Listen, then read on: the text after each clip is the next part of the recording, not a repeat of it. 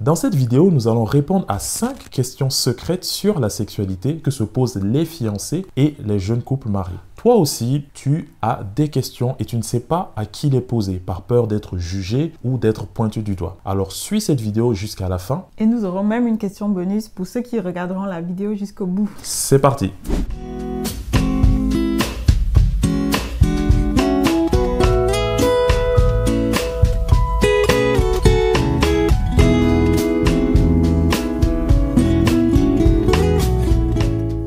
Déjà, petit disclaimer, les questions qu'on aborde ici, vu que c'est une FAQ, on va répondre à plusieurs questions. On ne pourra bien évidemment pas aller en profondeur sur toutes les questions, mais on va vous donner des éléments de réponse pour chacune d'elles. Mais si vous avez besoin qu'on fasse peut-être une vidéo plus complète sur une question ou une autre, dites-le nous dans les commentaires. C'est parti pour la première question. Comment appréhender la peur de la nuit de noces étant vierge?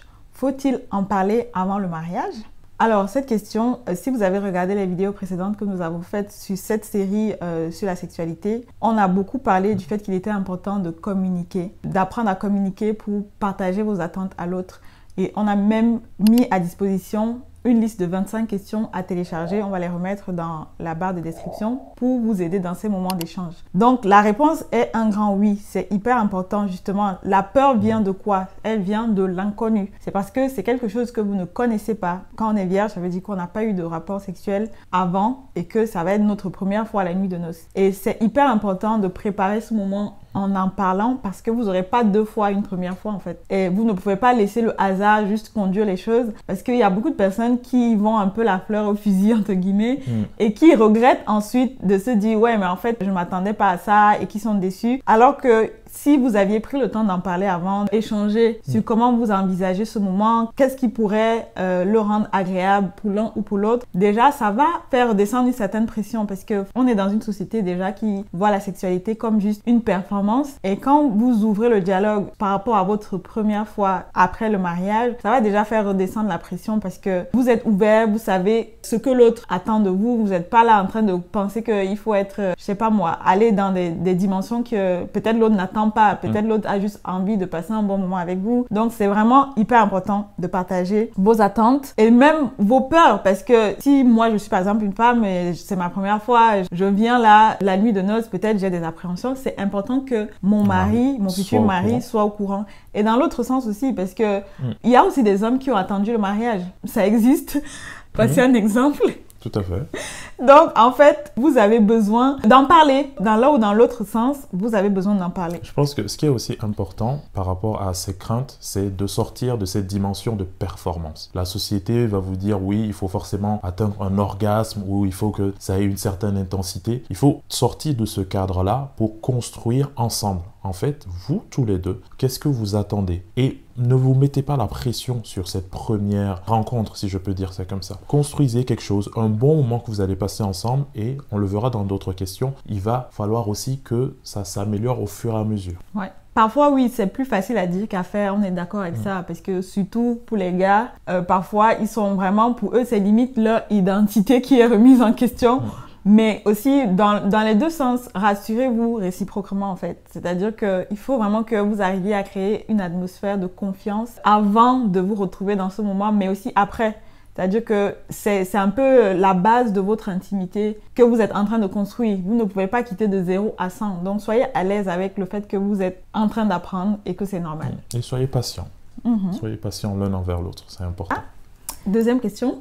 Alors, la deuxième question, c'est comment éviter les influences de visionnage passé de la pornographie sur la sexualité après le mariage? C'est une question qu'on a reçue à plusieurs reprises et qui souvent viennent d'hommes qui se disent moi, dans mon passé, j'ai visionné de la pornographie à un certain degré, à différents degrés d'ailleurs, et aujourd'hui, j'ai peur que ce que j'ai vu impacte la façon dont je considère cette intimité sexuelle avec l'autre. C'est déjà un bon point d'être conscient que cela a un impact. Parce que plusieurs peuvent se dire, bon, c'est ok, c'est passé, je fais table rase et ça n'a aucun impact. C'est faux. Parce que ce que vous avez vu, vous l'avez imprimé dans votre esprit et peut-être que vous voulez vous projeter dans une intimité avec ces images-là. C'est important d'être conscient que la pornographie, c'est de la fiction. Donc déjà, tout ce que vous avez vu ou tout ce que vous avez imprimé dans votre esprit, il faut considérer que cela doit être mis de côté. Dans quelle perspective? Dans la perspective de construire quelque chose de nouveau. J'aime prendre l'image de se considérer un peu comme un novice en la matière. Et ça va aussi pour ceux qui ont déjà eu un passé sexuel, qui ont déjà eu des intimités avant. On part du principe qu'on est novice parce qu'on est avec une nouvelle personne qui est complètement différente. Donc, c'est important déjà de faire table rase et de ne pas considérer qu'on peut reproduire. Deuxième chose, on va parler encore de communication. Pourquoi? Parce que l'un des impacts importants de la pornographie, c'est de faire croire à ceux qui la regardent que l'autre a certaines envies. En se disant, ok, comme dans les films, ça se passe comme ça, alors mon partenaire ou ma partenaire va forcément apprécier certaines pratiques. C'est aussi faux. C'est important de discuter avec lui pour savoir vraiment ce qu'il a envie de faire ou pas, ce avec quoi il est à l'aise ou pas. Donc ça, c'est une autre façon de faire table rase. C'est aussi important qu'il soit au courant de votre passé. Ne le cachez pas. C'est important parce que cela aussi va enlever un certain poids de vos épaules. Oui, c'est votre passé. Vous avez demandé pardon à Dieu. Vous êtes une nouvelle créature. Les choses anciennes sont passées, oui. Mais il est important que celui avec qui vous allez être soit conscient de ce passé-là que vous avez eu, des impacts. Et il y a aussi un processus de transformation qui se fait petit à petit. Et votre partenaire peut vous accompagner aussi, être un soutien pour vous dans cette phase. Et c'est vrai que, par exemple, ça peut être des choses qui peuvent revenir même après le mariage. Parce que parfois, les personnes pensent que quand on va se marier, toutes les tentations ou même les pratiques qu'on pouvait faire avant, on n'en aura plus envie. Mais la vérité, c'est que, en fait, c'est pas en un claquement de doigts. Déjà, il faut de la volonté, il faut être conscient que c'est un problème et vouloir y travailler. Donc, en fait, c'est important que l'autre soit au courant de vos combats, finalement. C'est parce que demain, si le combat revient alors que vous êtes déjà marié et que l'autre ne savait pas du tout que vous faites face à cela, ça peut vraiment briser la confiance que vous avez en fait l'un envers l'autre. Et ça, c'est vraiment très fragile. La confiance, autant c'est difficile à construire, autant une fois qu'elle a été détruite, c'est beaucoup plus compliqué à rebâtir. Parce que là, du coup, il va falloir reprouver que vous êtes digne encore de cette confiance-là. Donc, autant anticiper, prendre les devants et dire les choses clairement parce que finalement, c'est aussi être honnête envers l'autre. Parce que la personne doit s'engager en connaissance de cause dans ce dans quoi elle met ses pieds et s'engager en sachant, ok, il y a ce combat-là et je peux être un soutien pour mon mari ou pour ma femme parce que je pense que c'est aussi valable dans les deux sens. Et je vais rajouter un dernier point, c'est que quand on parle de pornographie, on parle d'addiction. On parle de quelque chose qui dépasse le rationnel parfois. Vous avez peut-être la volonté, mais pas toujours la force à un moment donné de résister. Je crois que Dieu nous donne la capacité de dire non au péché. Quand on devient enfant de Dieu, Dieu nous donne cette capacité-là de dire non et de refuser. Et ne restez pas seul. Si vous avez besoin d'aide, rapprochez-vous de personnes autour de vous de confiance et le simple fait d'enlever ce fardeau de quelque chose qui est caché, ça va vous aider pour en sortir. On va parler parfois de redevabilité. Voilà, c'est plusieurs éléments comme ça que vous pouvez mettre en place pour vraiment être libéré de cette addiction. Ok, du coup on passe à la question numéro 3. Quelles sont les raisons valables pour que la femme refuse de faire l'amour avec son mari? Bon, on va dire donc raison bibliquement valable si je comprends parce que bon, ici il n'est pas question forcément de vous donner notre avis personnel, même si bien sûr il y a toujours un degré d'interprétation de la parole. Si on prend la vision biblique de la sexualité, c'est de dire ne vous privez pas l'un de l'autre si ce n'est d'un commun accord pour un temps afin de vaquer à la prière. Puis retournez ensemble de peur que Satan ne vous tente par votre incontinence. Ça, c'est 1 Corinthiens 7, verset 5. Un autre passage, 1 Corinthiens 7, verset 3, dit que le mari rende à sa femme ce qu'il lui doit et que la femme agisse de même envers son mari. Donc, si on prend une raison biblique, ça peut être un temps de jeûne, mais c'est d'un commun accord. C'est-à-dire que peut-être on est dans une phase où on a besoin de chercher Dieu de façon très particulière pour un sujet, mais ça ne va pas être une décision unilatérale que je vais prendre de priver mon mari de mon corps et de dire « Ok, moi j'ai besoin de prier ». Parce que la Bible te dit que en fait, si tu voulais servir Dieu sans gêne, il fallait rester célibataire. Une fois que tu acceptes de te marier, ça veut dire que tu acceptes aussi les devoirs que le mariage, les responsabilités, les devoirs que le mariage implique. Et notamment la sexualité en fait partie. Donc, si maintenant tu es marié et toi, c'est là que tu as envie de servir Dieu comme jamais, à ce moment-là, il faut être en accord. Il faut te mettre d'accord avec ton mari ou ta femme pour que, en fait, votre sexualité N'empathise n'empathise pas et que si ça devait être le cas, ce soit d'un commun accord. Parce que finalement, ça peut être une brèche que vous ouvrez à l'ennemi parce qu'il va avoir de la frustration de se dire que, ok, elle a préféré aller prier au lieu de satisfaire à mes besoins. C'est un équilibre à trouver. Donc ça, c'est une raison. Maintenant, il faut considérer aussi, comme on le disait dans une de nos vidéos, la différence de désir sexuel. Qu'est-ce qui peut être valable? Est-ce qu'il faut toujours attendre qu'on ait tous les deux envie pour dire oui? Je pense pas forcément que c'est le cas parce que déjà, on l'avait dit dans une de nos vidéos, on n'a pas forcément le même niveau d'appétit sexuel et on ne peut pas attendre que si par exemple la femme elle a envie une fois par mois, l'homme c'est toutes les semaines ou tous les deux ou je sais pas, on ne peut pas, enfin il va bien falloir trouver un juste milieu pour que ce soit ni trop pour l'un ni trop peu pour l'autre. Donc en fait c'est à vous maintenant dans votre réalité de comprendre déjà, c'est la première chose, de comprendre que vous êtes différents à ce niveau et de l'accepter parce que bien souvent on veut que l'autre soit nous, mais en fait Dieu il a créé l'homme homme, il a créé la femme femme. Et il n'était pas question que l'homme fonctionne comme une femme et vice-versa. Il était question qu'on apprenne à créer une unité dans la différence. Et c'est très important. La Bible précise que Dieu les a créés hommes et femmes. C'est-à-dire qu'il a fait exprès en fait de nous créer différents et de nous dire maintenant construisez l'unité avec ces différences-là. Et ce niveau d'amour, don de soi, ce niveau d'amour sacrificiel parfois, il nous transforme aussi à l'image de Christ. Parce que ce n'est pas toujours quand on fait les choses, quand ça nous arrange, qu'on grandit. C'est parfois aussi se dire, ok,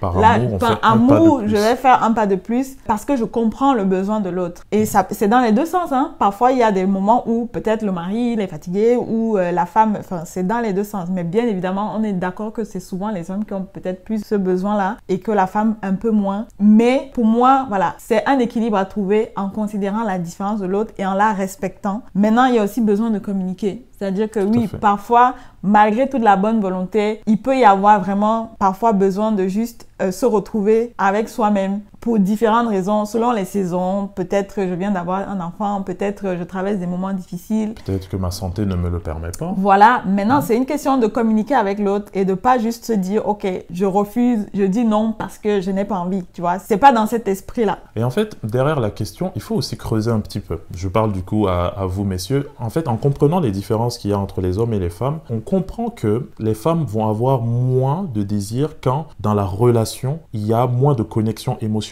Donc si émotionnellement, elle se sent moins proche de vous, elle aura moins envie. Donc derrière cette question de est-ce qu'il y a des raisons valables, peut-être qu'il faut chercher ailleurs, peut-être qu'il faut travailler sur la relation aussi, recréer des liens, retrouver peut-être une fraîcheur dans votre couple qui va vous permettre comme ça de ranimer la flamme et que le désir remonte à un certain niveau. Donc, il faut aussi aller creuser un peu plus. C'est vrai ce que tu dis, parce que finalement, le désir chez la femme est souvent la conséquence de l'ambiance dans la relation. Parce que parfois, c'est juste, tu vas voir ton mari qui est disposé, qui est attentionné, et ça va susciter du désir en toi. Sans même qu'il ait besoin de faire 10 000 avances, en fait. C'est une question aussi parfois de chercher à mieux connaître l'autre, de chercher à mieux l'aimer. Parfois, on cherche le résultat, mais on refuse le processus. Et si vous inversez les choses, vous allez voir que parfois ça va devenir juste un résultat naturel. Et c'est d'ailleurs quelque chose qu'on travaille dans nos formations. On a notamment la formation Havre de paix qui aide vraiment à mieux vous comprendre, à surmonter les incompréhensions que tous les couples rencontrent à un certain moment dans le mariage, surtout dans les 5 premières années ou même plus, hein, selon votre parcours, si vous avez fait une préparation au mariage ou pas, si vous avez travaillé sur votre couple ou pas. C'est vrai qu'on entend beaucoup, il faut travailler sur son couple, mais on ne sait pas forcément comment faire ni par où commencer. Donc nous, on a vraiment créé une formation qui va droit au but, qui vous aide à créer cette harmonie-là, qui en fait va créer l'atmosphère qui fait que derrière, l'intimité sexuelle va être une conséquence. Dans cette formation même, on n'aborde pas l'intimité sexuelle en elle-même, mais on vous aide à créer l'atmosphère et la connexion qui va faire que l'intimité sexuelle va être le résultat naturel de la qualité de la relation que vous allez créer. Et l'un des modules de la formation Havre de paix, par exemple, c'est raviver la flamme.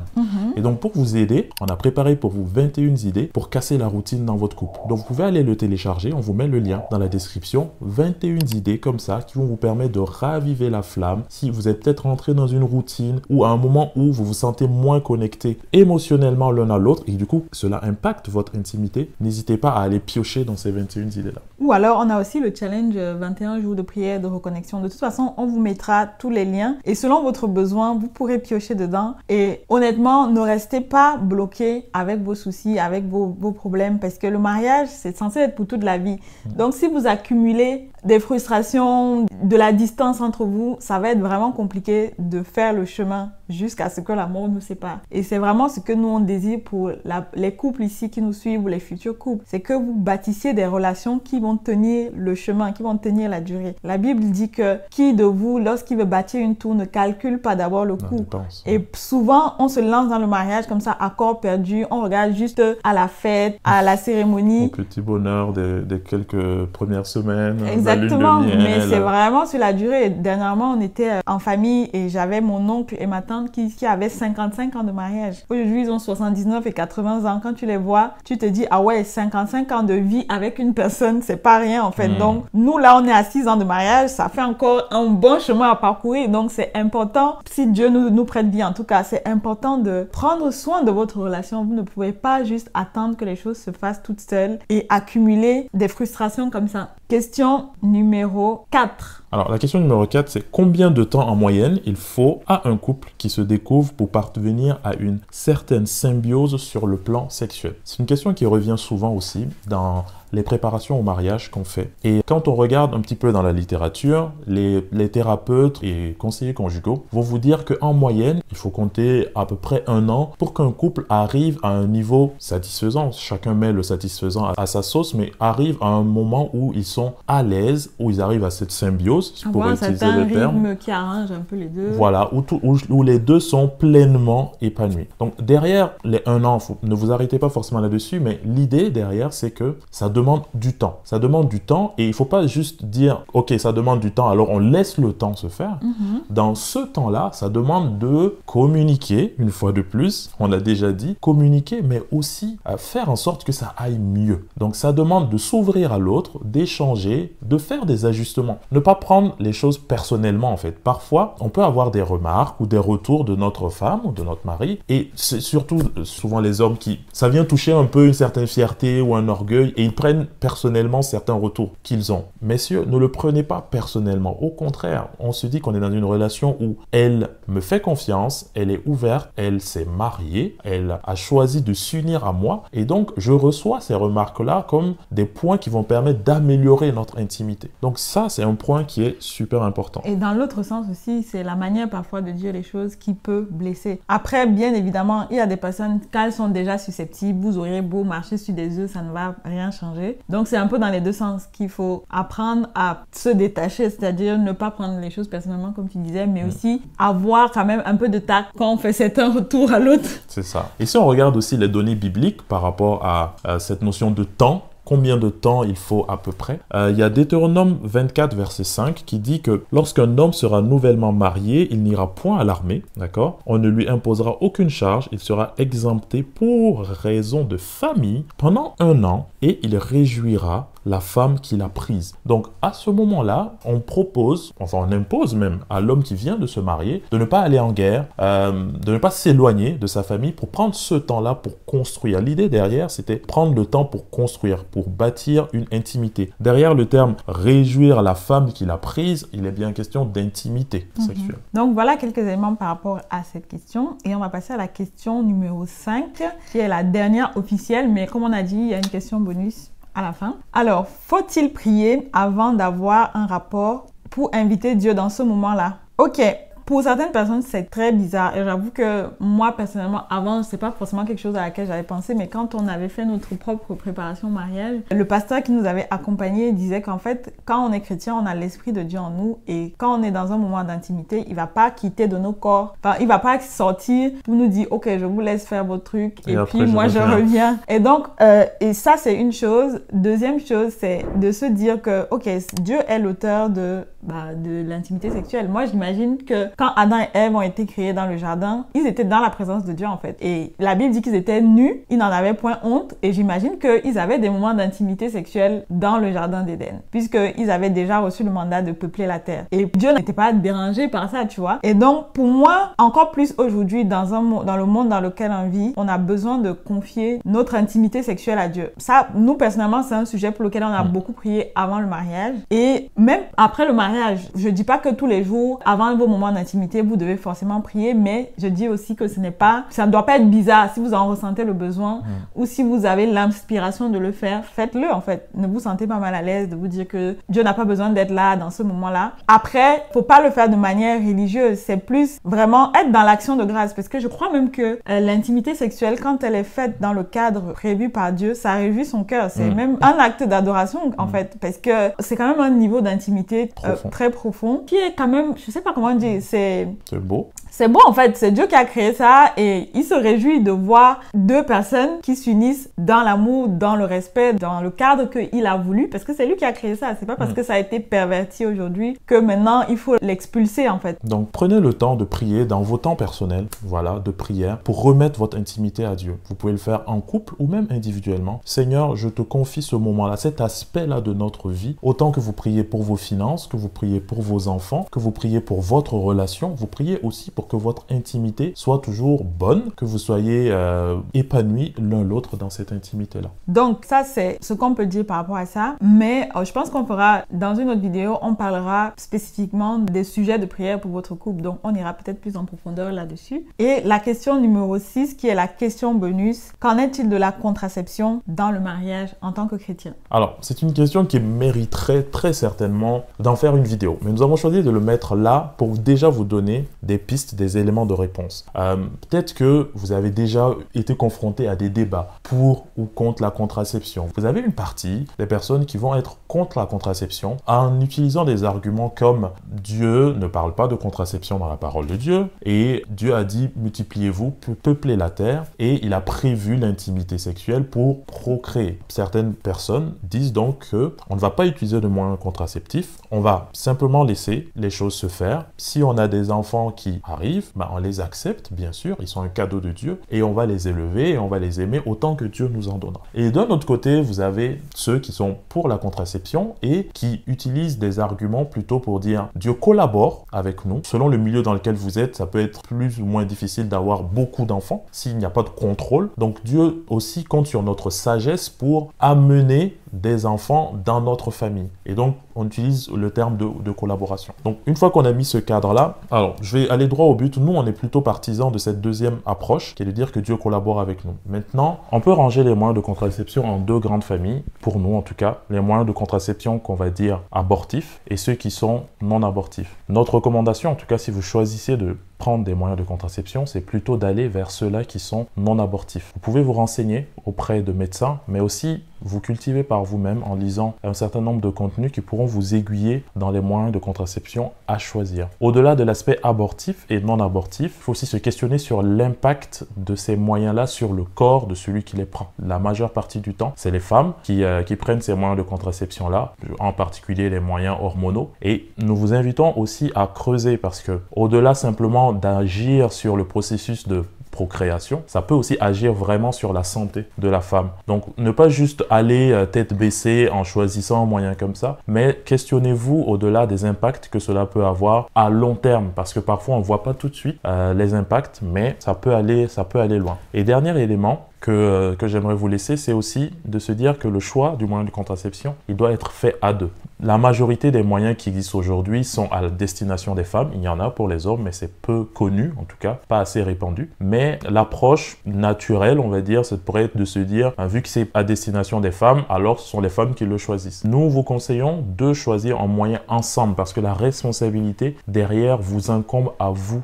tous les deux. Donc ce n'est pas simplement c'est ma femme qui prend le moyen de contraception qu'on a choisi et puis je la laisse tout seul. Non, on choisit dans le processus de sélection, on le fait ensemble et même dans le processus quotidien d'application, je suis là, en tout cas en tant qu'homme, si c'est la femme qui est responsable, en tant qu'homme pour l'accompagner, pour la soutenir et aussi pour être garant que ça se passe bien. Peut-être un autre point, c'est vraiment de faire un choix par conviction. C'est-à-dire que c'est pas parce que le médecin vous a prescrit ou parce que vous avez entendu votre cousine, votre voisine. Parfois, il y a des choses qui peuvent fonctionner pour le voisin et pas pour vous. C'est vraiment important de faire aussi les choses par conviction, que Dieu vous donne sa paix. Si vraiment c'est quelque chose que vous décidez de prendre une fois de plus, éduquez-vous, faites-le par conviction et faites-le comme un choix de couple. Voilà. Par contre, un point très important selon nous, c'est de se dire que quel qu'en soit le cas, Dieu reste souverain et on accepte sa volonté. C'est-à-dire que si malgré le fait qu'on a choisi d'utiliser un moyen de contraception non abortif, bien évidemment, il y a un enfant qui arrive, parce que ça arrive, hein, il y a des personnes qui ont des enfants malgré le moyen de contraception. Dans ce cas-là, en fait, au lieu de se plaindre, on accepte la souveraineté de Dieu, peu importe notre situation, parce que souvent, on peut vraiment être dans des calculs de se dire ok, là on n'était pas prêt, on n'avait pas les moyens, etc.